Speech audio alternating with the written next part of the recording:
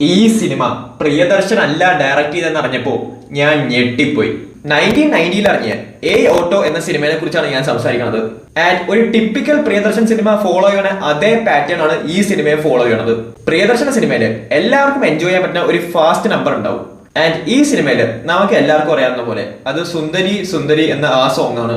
ഇനി മെയിൻ ഹീറോയിനായിട്ടുള്ള ഒരു romantic song ആണെങ്കിലോ ആ സോങ് പ്രിയദർശൻ മാക്സിമം കളർഫുൾ ആക്കും.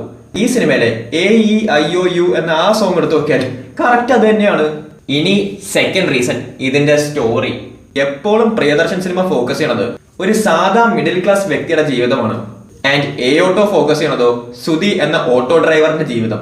ആൻഡ് ഏറ്റവും ബിഗ്ഗസ്റ്റ് കാരണമായിരുന്നു ഇതിന്റെ കാസ്റ്റ്. പുള്ളിയുടെ എല്ലാ പടത്തിലും റിപ്പീറ്റ് ആയിട്ട് വരുന്ന ചില ആക്ടേഴ്സ് ഉണ്ട്.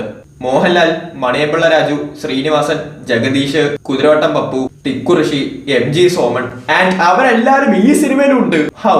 അതാണ് എന്റെ ക്വസ്റ്റ്യൻ. എങ്ങനെ? എ ഓട്ടോ എന്ന സിനിമയെ കുറിച്ച് നിങ്ങളുടെ ഒപ്പീനിയൻ കമന്റ് സെക്ഷൻ മെൻഷൻ ചെയ്യുക. And as always subscribe.